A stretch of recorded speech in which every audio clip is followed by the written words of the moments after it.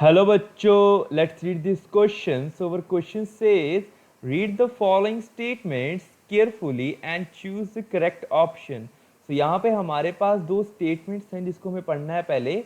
So our first statement is, in case of diatomic molecules, the enthalpy of atomization is also called the dissociation enthalpy. तो यहाँ पे बोला गया है कि डायटॉमिक मॉलिक्यूल्स में इंथैल्पी ऑफ एटमाइजेशन को हम बॉन्ड डिसोसिएशन इंथैल्पी बोल सकते हैं.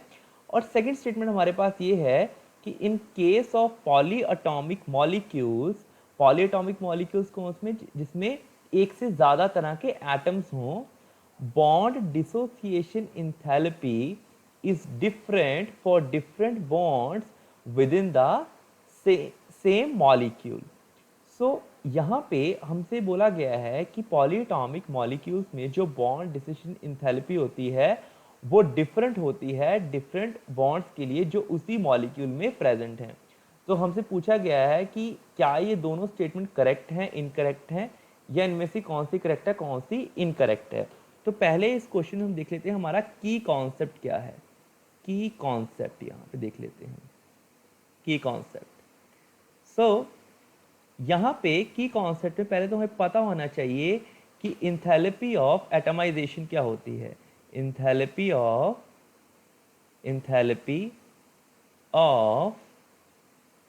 एटमाइजेशन हम जान लेते हैं कि इंथैल्पी ऑफ एटमाइजेशन होती क्या है.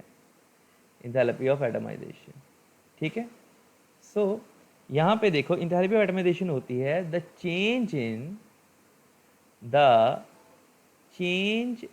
इन enthalpy when one mole of bonds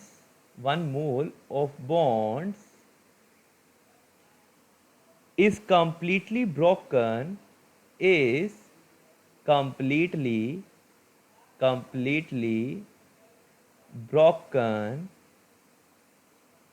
to obtain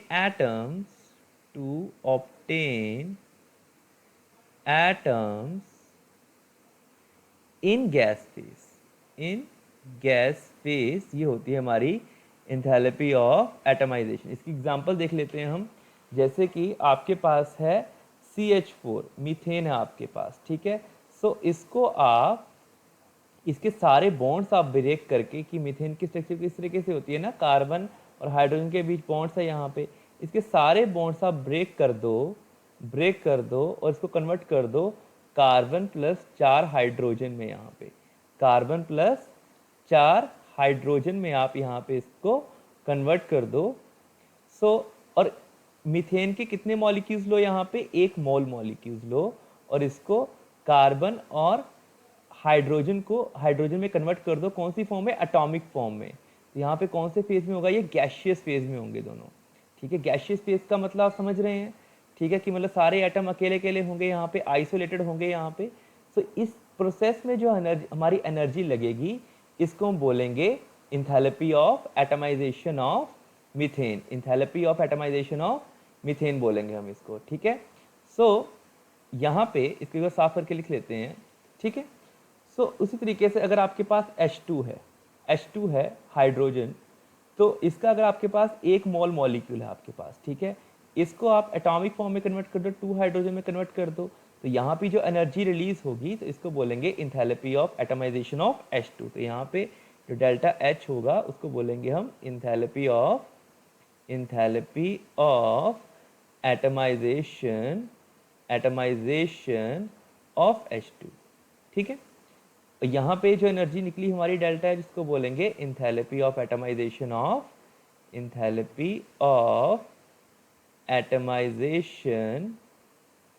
of methane which is CH4, right. अब देखो, अब की कॉन्सेप्ट में एक दूसरी बात जानने वाली है हमारे पास कि जो हमारे पास क्वेश्चन में गिवन है bond dissociation enthalpy. Bond dissociation enthalpy क्या होता है ये देख लेते हैं पहले. Bond dissociation enthalpy, bond dissociation enthalpy, bond dissociation enthalpy. ये देख लेते हैं क्या होता है हमारे पास यहाँ पे। सो bond dissociation enthalpy or energy is the amount of energy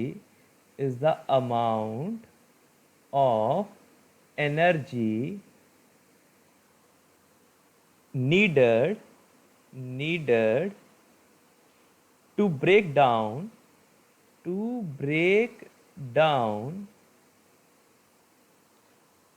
a specific bond in homolysis, down a specific bond in homolysis, ठीक है।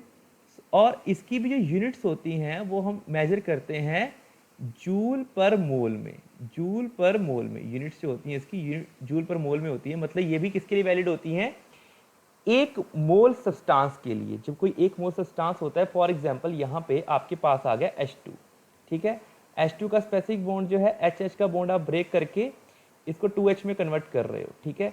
तो यहाँ पे जो डेल्टा H होगा इसको आप इंथैल्पी ऑफ एटमाइजेशन तो बोलते ही थे, इंथैल्पी ऑफ एटमाइजेशन तो बोलते ही हो, ठीक है।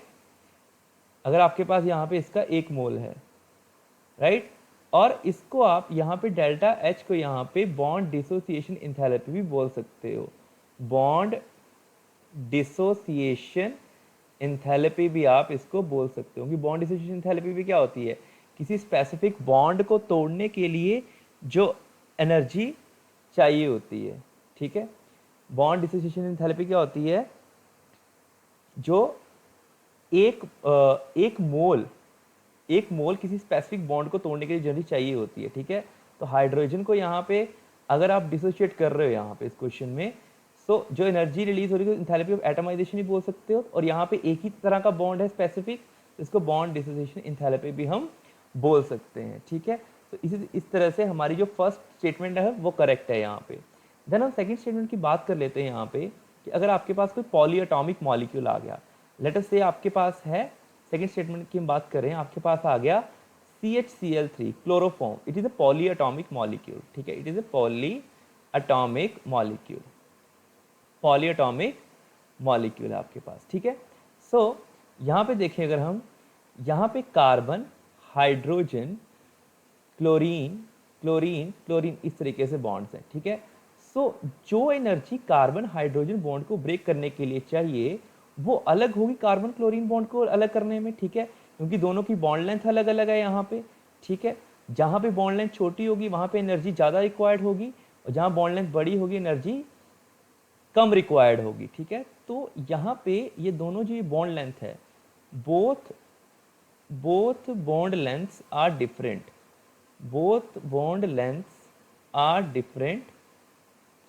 डिफरेंट, ठीक है। देयरफॉर यहाँ पे बॉन्ड स्ट्रेंथ भी डिफरेंट होगी, दोनों की बॉन्ड स्ट्रेंथ भी दोनों की डिफरेंट होगी यहाँ पे, ठीक है। सो अगर आपके पास जैसे पॉलीएटॉमिक मॉलिक्यूल है, सो इस बॉन्ड को ब्रेक करने के लिए जो एनर्जी चाहिए वो डिफरेंट होगी as compare to CCl bond. CH की CCl बॉन्ड से दोनों की जो बॉन्ड एनर्जी होगी वो डिफरेंट होगी। यही मेंशन किया गया है सेकंड पॉइंट में। In case of polyatomic molecules, bond dissociation enthalpy is different from different bonds within the same molecule. So it means both the statements are correct. So our final answer is option A. Both 1 and 2 are correct. I hope you understood it well. Best of luck.